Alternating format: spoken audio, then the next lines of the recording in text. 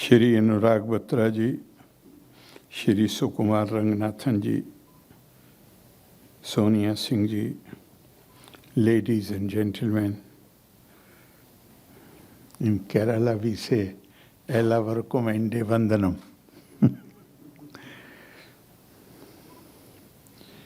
First of all, my gratitude to Dr. Anurag Batra, Chairman and Editor-in-Chief of Exchange for Media and Business World, for the invitation to participate in this event.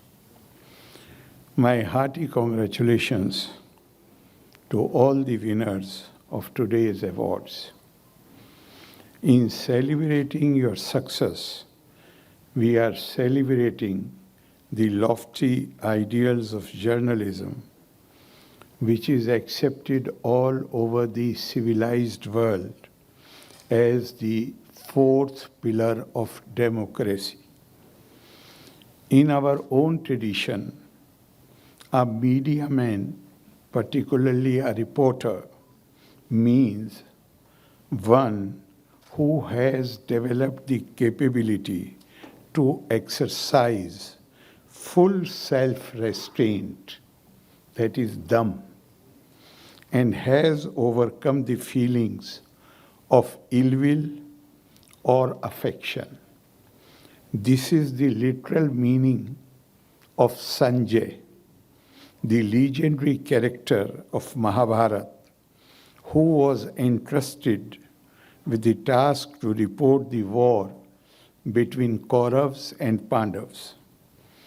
Generally, it is assumed that Sanjay was the name of the character, but the commentators have opined that in this context, Sanjay is not used as a pronoun, but it is a noun used for a professional who can report the events without any bias or prejudice, without any fear or favor.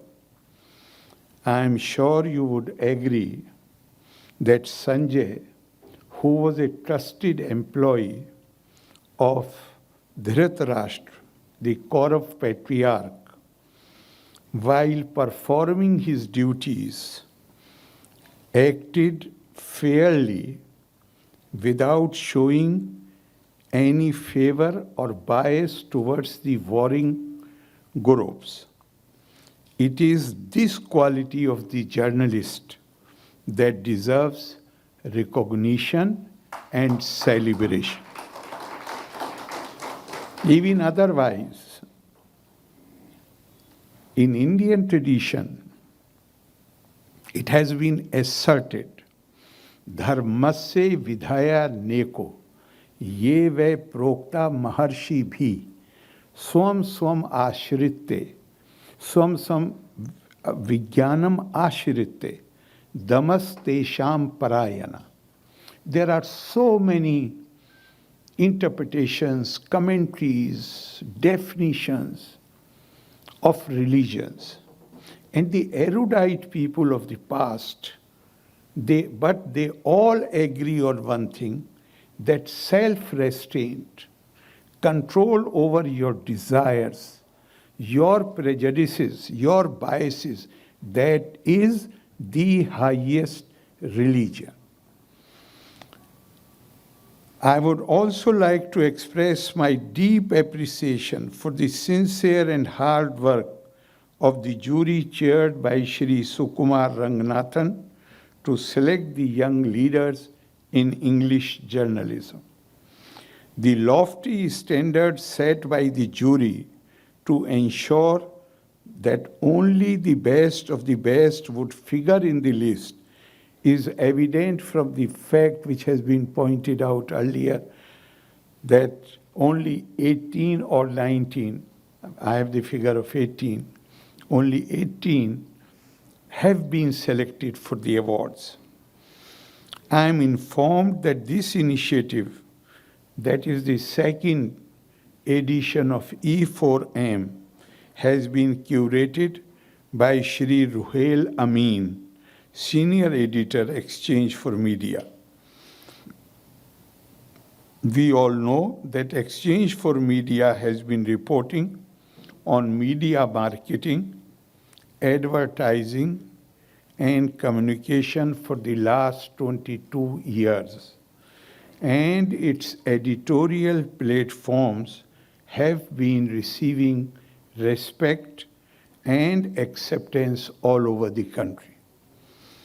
Moreover, its English Journalism 40 Under 40 Awards, which we are going to present, recognize professionals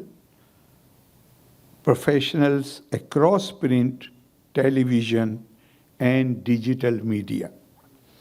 I am happy that the list of awardees encompasses almost all sections in the media fraternity, namely editors, reporters, anchors, journalists, marketing and digital media professionals, videographers, and others. We live in a mass media, or we can also say social media age, where the role of responsible media has acquired even more significance. Thanks to the modern trends in media, we see a plethora of channels using various technologies, supplying information and views. In every democracy, media serves as a primary source of information, offering citizens regular updates on local, national, and global events. News media also functions as a watchdog, and its institutions and often sets the agenda to help society to decide the issues that need to be discussed. But above all, media educates the public on complex issues, encourages healthy debates, and helps in informed electoral choices. We know that free media is absolutely vital for a healthy democracy. Media also has the duty to promote social harmony and national unity, which are the prerequisites for any progress towards prosperity. Objective, free, and fearless are the adjectives that have been used traditionally to articulate what people expect from media. But one is tempted to ask whether in this age where what bleeds leads is mostly a trendsetter, and many media organizations hire consultants who offer pre-scripted fear-based topics. How many media professionals can still afford to uphold the time-tested journalistic ideals? The jargon used for this practice is known as stunting or just add water reporting. I do not ask about unbiased journalism because the majority of the journalists now do not really have a role in deciding what is to be printed and what is to be left out. But this is not a new malaise. Many years ago, a leading media personality, H.L. Mencken, said, "Freedom of press is limited to those who own one." I also recall a famous speech made by John Swinton of New York Times, not recently, in 1880, when A banquet was organized in his honor, and a fellow journalist raised a toast in the name of independent press. The response of John Swinton is worth quoting, reading. He said, "There is no such thing at this date of the world's history in America," and he is talking about America in 1880. "There is no such thing at this date of the world history in America as an independent press. You know it, and I know it. There is not one of you who dares to write your honest opinion. And if you did, you know beforehand that it would never appear in print. I am paid weekly for keeping my honest opinion out of the paper I am connected with. Others of you are paid similar salaries for similar things, and any of you who would be so foolish as to write honest opinions would be out on the streets looking for a new job. If I allowed my honest opinions to appear in one issue of my paper before 24 hours, my occupation would be gone. If these remarks were made in the last decade of 19th century, one can very well imagine the pressure and the difficulties to which the present-day journalists are subjected to in 23rd century. The increasing trend of media being embedded to political ideologies or business interests reminds us of the opinion of an English author who said, "The controversy over freedom of speech and of the press is at bottom a controversy of the desirability or otherwise of telling lies." He further said, "The right to report contemporary events truthfully or as truthfully as is consistent with the ignorance, bias, and self-deception from which every observer necessarily suffers." But we should never forget that in the present age, the court of public opinion moves much faster than the courts of law. What society now experiences is an infocalypse that reminds me of what an American author, John Nesbitt, said: "We are drowning in information, but starved for knowledge." With business models in media being drastically altered, the struggle to survive profitably sometimes compels media to resort to a form of sensationalism or even fake or paid news. As a result, we have progressed from stories to narratives. The saying at present is that fake news is cheap to produce, genuine journalism is really expensive. A solution to this needs to come from the media themselves, because it is the media's self-respect and dignity that is now at stake, and it is high time that it is restored. I do hope that the award winners and their future work will contribute more to the restoration of the grand stature of the media.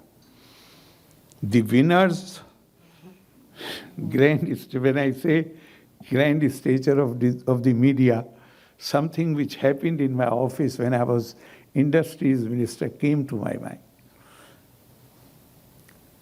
A very leading industrialist of the country was there waiting in the room of my private secretary. And that group owns a leading newspaper. And my staff, they behaved normally with him. But few minutes later, a senior correspondent of the paper, which was owned by this group, he entered into the office without any prior appointment. And my PS immediately got up. And with great courtesy, he asked him to sit down and said, I will just be back in a minute. He came inside and told me that so-and-so is there. Can I bring him immediately? I said, please bring him. And this leading industrialist of the country later told me that that gave me the idea that why we should not take up the responsibility of being the editors. The winners of today's awards can be genuinely proud of their achievements, especially in the light of the social impact of their work. However, these awards also bring on them a great responsibility with regard to ethical and professional standards in news reporting, as well as the social impact of every word that is printed or broadcast. It was just over a century ago that the celebrated editor C.P. Scott wrote a piece to celebrate the 50 years of the Manchester Guardian, in which he reminded us that comment is free, but facts are sacred, reminding those in his profession about the much-needed self-imposed restraint in comments. He said, it is well to be frank. It is even better to be fair. We need to ask ourselves, how strictly do we follow this rule? At this decisive juncture, when the boundaries between news and views are blurring and marketing concerns override editorial propriety, those in the media have a duty to be vigilant to safeguard the reputation of journalism. Like everyone else, the journalists also have an obligation to perform their duties in a manner that serves the larger interest of the society and promote the constitutional ideal of human dignity. The journalists who do their duty upholding the ideals and ethics deserve to be recognized and lauded, need to be celebrated. Shri Anurag Batra and his Exchange for Media, they deserve our appreciation for this initiative. And if I may quote our Honorable Prime Minister Shri Narendra Modi ji, who said, our newspapers and magazines should have global reputation. We should reach digitally across the world. Indian institutions, this is more important. Possibly he was talking about you. Indian institutions should give away literary awards like they are given in different parts of the world. This is the need of the hour and necessary to the country. Finally, I would like to refer to a beautiful Sanskrit verse in which Narad Muni describes the meaning of truth. He says, Satyasya vachanam shireya, satyadapi hitam vadet, yad bhuta hita matyantam, etat satyam matam mam. Telling the truth is best, but more than that, tell those things which benefit everybody. I hold that thing